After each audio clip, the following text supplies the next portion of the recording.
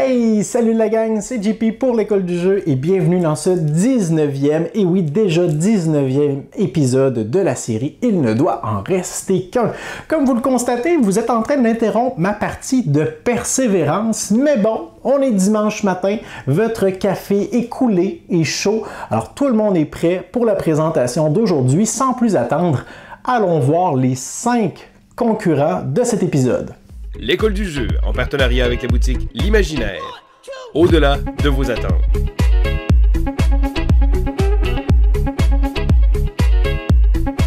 Alors cette semaine, nous avons 5 concurrents, 5 jeux que je vous présente aujourd'hui radicalement différents, et je vous invite à consulter la description de cette vidéo si vous accrochez sur l'un de ces titres et que vous voudriez avoir plus de détails. On a fait la présentation de 4 de ces 5 jeux. Les liens sont dans la description. Alors je vous présente les concurrents d'aujourd'hui. Nous avons Pandoria, Elysium, Century, Un Nouveau Monde, Jungle Cruise et finalement Keyforge. Alors c'est maintenant le moment pour vous de mettre la vidéo sur pause, de vous rendre dans la section commentaires et de m'inscrire le titre que vous désirez conserver si ça impliquait de vous débarrasser à jamais des 4 autres. N'oubliez pas également de préciser la raison de votre choix, c'est toujours pertinent de vous lire. C'est fait? Très bien, laissez-moi un pouce vers le haut. Et maintenant, passons immédiatement à la présentation sommaire et rapide de chacun de ces titres, parce qu'aujourd'hui, on en a 5, on va faire ça en vitesse grand V, et on commence avec Pandoria, juste ici, qui est un jeu pour 2 à 4 joueurs, un jeu avec un style un peu euro. Alors on doit placer différentes tuiles de différentes grosseurs sur un plateau. Il y a donc du développement de plateau qui est commun à tous les joueurs. Les tuiles qu'on va y placer vont éventuellement générer des ressources. On va pouvoir placer des ouvriers également sur ces tuiles. On va pouvoir jouer des cartes également qu'on pourra récupérer.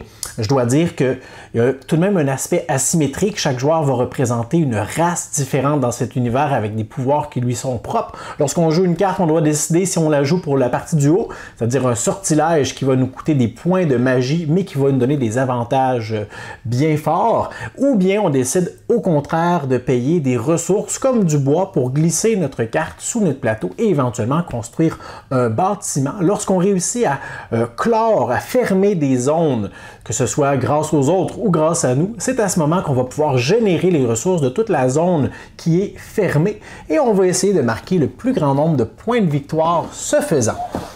Nous avons ensuite Elysium, qui est un autre jeu pour 2 à 4 joueurs. Dans Elysium, on est dans une thématique des divinités grecques, et nous avons 8 divinités différentes. Dans chaque partie, vous devrez choisir 5 divinités aléatoires.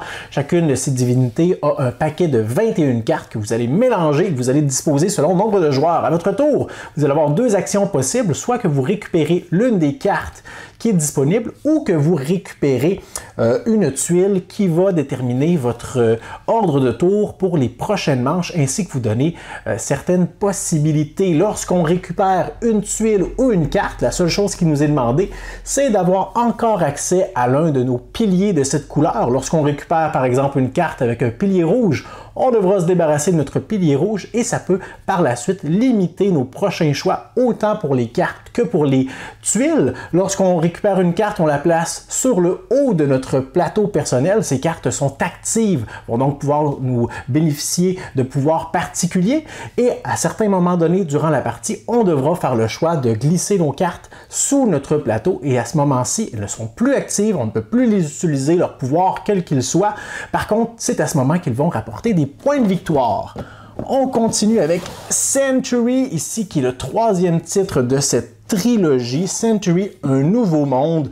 Alors dans ce jeu, avec un mécanisme de placement d'ouvriers, on devra essayer de générer des ressources de différentes façons. On peut tout simplement décider d'aller placer des ouvriers dans les emplacements disponibles pour générer des ressources. On peut procéder à des transformations de ressources, puisqu'il y a 4 ressources différentes, mais avec des niveaux de rareté différents. Alors on peut décider d'échanger des ressources plus rares contre plusieurs ressources plus communes. On peut également également améliorer nos ressources. Et ce qui est particulier, c'est qu'au début de la partie, le plateau où tous les joueurs peuvent placer leurs ouvriers est très limité. Et en cours de partie, on pourra explorer les zones de la forêt pour découvrir de nouvelles zones. On ne va pas nécessairement toutes les débloquer. En cours de partie également, on pourra récupérer des cartes en fonction des ressources qu'on a accumulées. Ces cartes pourront nous donner des pouvoirs passifs ou des occasions de faire des points en fin de partie. Un autre jeu pour 2 à 4 joueurs. Aujourd'hui, on est vraiment dans la catégorie des 2 à 4 joueurs.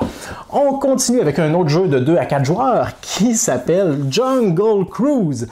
Alors, dans Jungle Cruise, vous allez être plongé dans une thématique d'exploration de l'Amazonie ou la forêt profonde et vous devrez faire votre chemin à bord d'un bateau et ainsi d'un équipage pour naviguer sur un fleuve mystérieux. Et en cours de croisade, ou plutôt en cours de croisière, vous allez devoir lancer un dé. Le dé va déterminer combien d'emplacements vous allez devoir avancer. Pour chaque emplacement que vous avez avancé, vous devrez piocher 4 cartes d'aventure, des cartes événements également qui sont disponibles, et vous devrez choisir un nombre de cartes parmi les 4 que vous avez dévoilées, équivalent au nombre de cases que vous avez avancées. Si j'ai avancé 2 cases, je dévoile 4 cartes, je dois en résoudre 2. Et ce sont souvent des événements qui sont néfastes, qui sont dangereux, par exemple une attaque de crocodile, une charge de rhinocéros, des serpents qui tombent, des lianes qui ralentissent notre progression. Et vous aurez souvent à mettre en péril les membres de votre équipage. Vous pouvez trouver des trésors perdus, des artefacts, des cargaisons dans la forêt. Vous pouvez également essayer de récupérer des indices qui vont vous dire au terme de la partie quelle famille parmi les membres de votre équipage vous rapportera le plus de nombre de points de victoire si vous réussissez à les amener à destination encore à bord de votre bateau.